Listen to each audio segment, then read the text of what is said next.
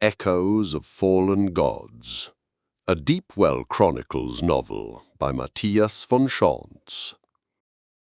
Chapter 36. Introspection. So, what do we do now? They were sitting by their campfire, trying to regain some of the heat lost after a long, and for some of them, sleepless night. Sir Thema had stood watch while Dina, Relila, and the family rested in the aftermath of the attack, though she strongly suspected the father had mostly feigned sleep, trying to keep an eye on them to protect his family. Trust in a night eternal didn't come easy. Just after sunrise, Dina and the mother had cooked a meager breakfast from what they could find among the supplies the poor family had carried on the cart, combined with a few greens from the forest surrounding them. She felt guilty for eating what little they had, but the mother had insisted. Still, the oatmeal wasn't bad, though she could have done with a bit less mold on the stale bread.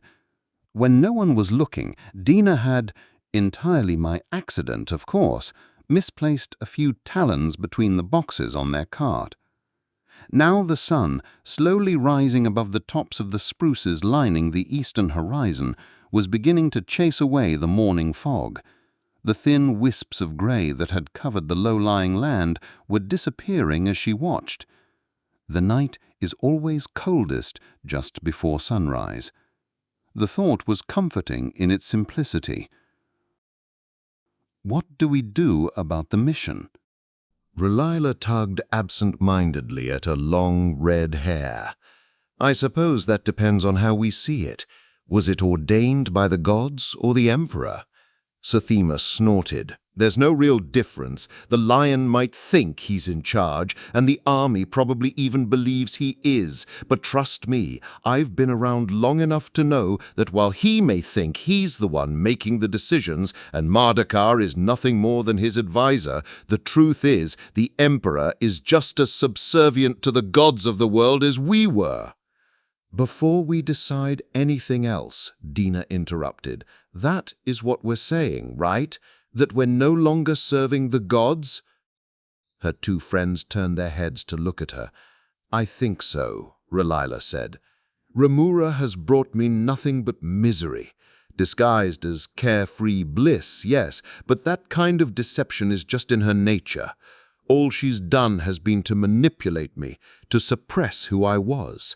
It's time we turn the tables on them and let them feel our grief. Sir Thema nodded. I agree. I will not lift my sword for Mardakar again. So we're all in agreement then. Dina looked at them across the warm fire. The burning wood crackled and a few small sparks erupted into the air. Watching the flames was oddly relaxing this morning, as if a weight had been lifted off her shoulders. Then what do we do now? There is no mission and no gods commanding us anymore. Do we just go home? Relila still seemed concerned, though. There's still the prophecy. That's nothing more than empty words, Sir Thema said, shaking his head. Mardakar's ramblings, dressed up to sound grand and divine, but they mean nothing. He doesn't know the future any more than you or I do. Chances are he just stole a real prophecy and twisted it to serve his own ends. Or he made it up on the spot, like he did with that so-called prophecy about you. Relila nodded. Yeah, he told us we'd meet you in Tyranny in, a few days' time, and then you arrived there but a day later than he had said you would. He was upset with me, Sir Thema explained to Relila. I had more or less accused him of killing my wife. He wanted to prove a point to me about his power, and came up with that prophecy. Obviously, it didn't quite come true the way he intended it to. Dina found his confession surprising. You doubted Mardakar even back then. Let me tell you, he worked very hard to get me to fulfill that prediction of his. Too hard, in fact. It was rather obvious he was trying to manipulate me, so I guess I dragged my feet just to spite him. I'm glad you did. It showed me what I needed to see. Aren't we forgetting something, though? Dina asked. What will the gods do to us now? Sir Thema's voice was heavy with conviction when he replied, "Nothing." "Really? How can you be sure?" "I think he's right," Relila said, her voice slow. "Remember, we talked about the gods of the world striking people down and how no one's actually seen them doing it." "That's right," Sir Thema interjected. "No one's seen it because they can't do it, but it's enough that people believe they can, so I think they've cultivated a rumor to that effect. And now we're calling their bluff." Dina wasn't so sure. What if it's not? A bluff, I mean. It's a steep price if we're wrong. Sir Thema sat silent for a moment, apparently contemplating something. "Remember that woman I met back in Dawnlight? Alina, I think her name was." That piqued Dina's interest. The woman had been spying on her for weeks before she even met the Knight Eternal, and she was eager to find out how the two knew each other. "She told me you were friends. You're not sure of her name?" "She was very friendly," he chuckled lightly. "Seriously, other than you two, she's the first person I've met in decades who genuinely seemed to have my best interest at heart. I'd say that qualifies her as a friend." Well, Dina thought warmly, by that logic, she qualified as his friend too. So what about her? "She told me the gods of the world don't actually have the power to kill, not unless we do it for them. Or maybe they do have the power, but they're not allowed to use it. It was complicated."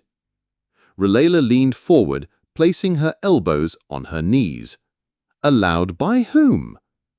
Sir Thema hesitated before answering, as if he were privy to something he wasn't sure he was allowed to share with them. But eventually he seemed to decide he was permitted to tell them.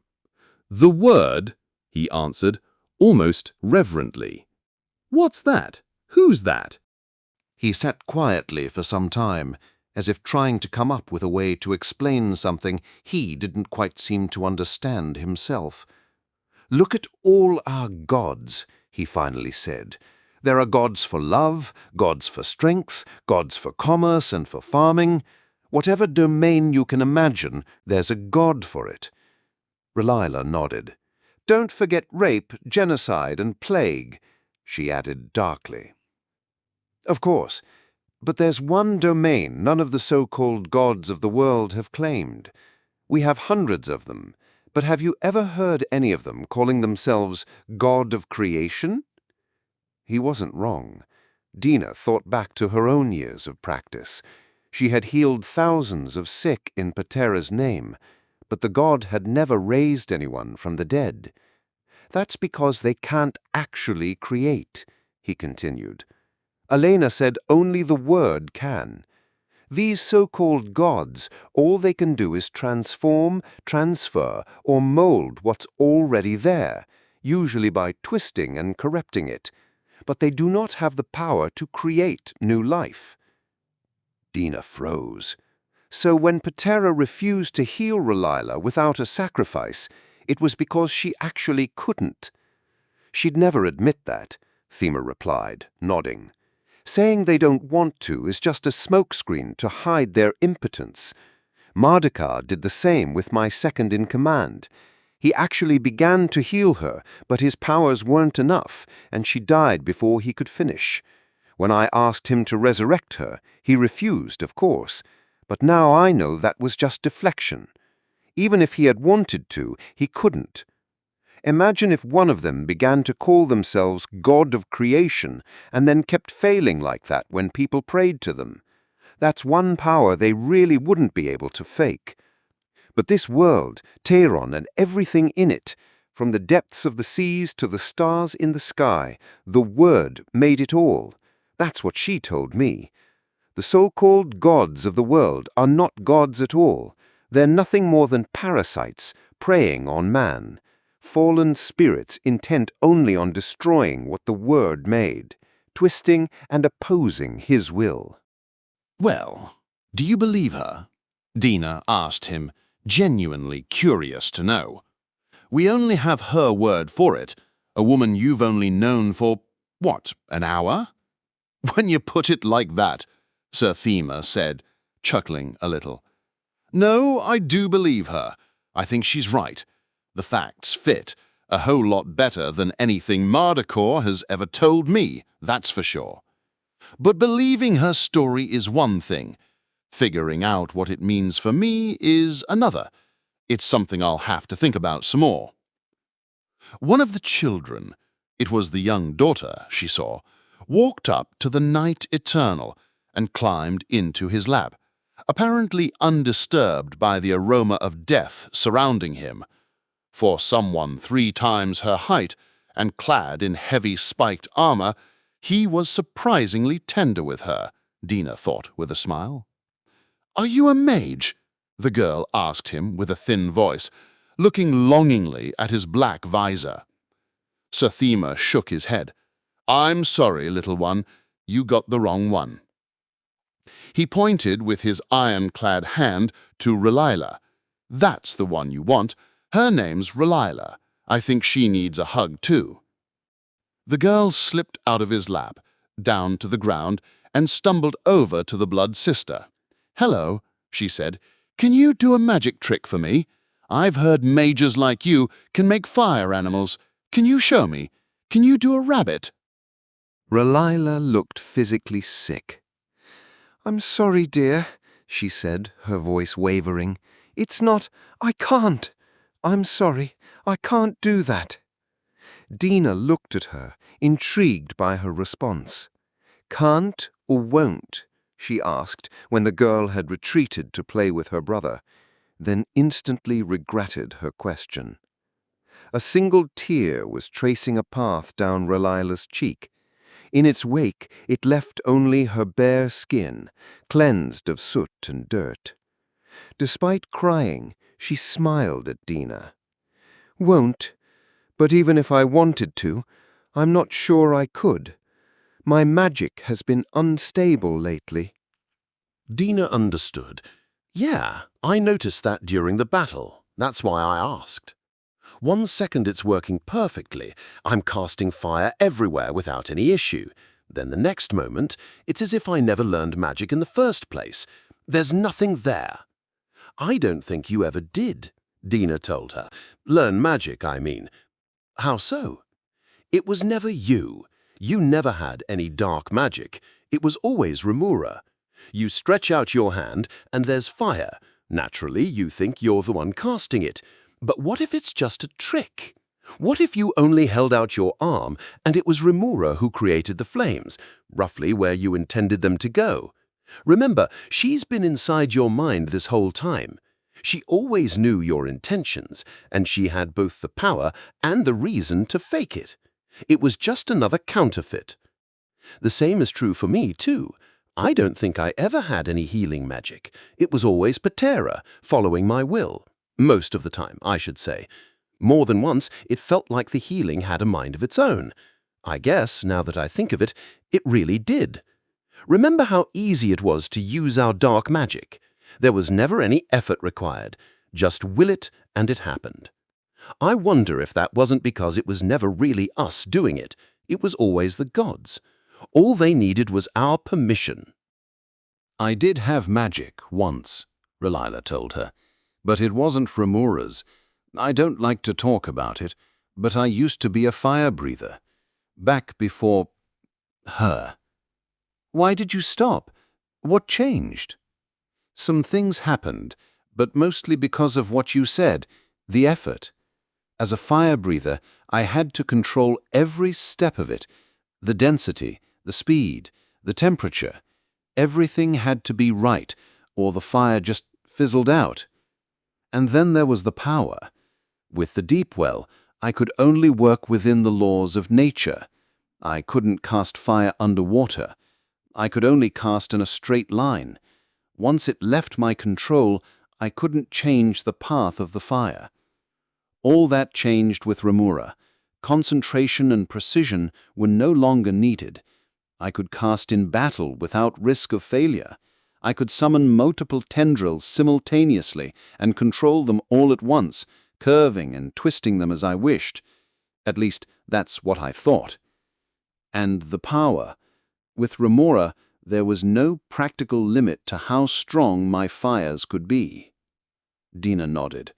We've all been deceived. Not just us, Serthimur interjected. Everyone has. We've been blind, but now we've been given the gift of sight again. The Word must have long worked behind the scenes to get us three to this point.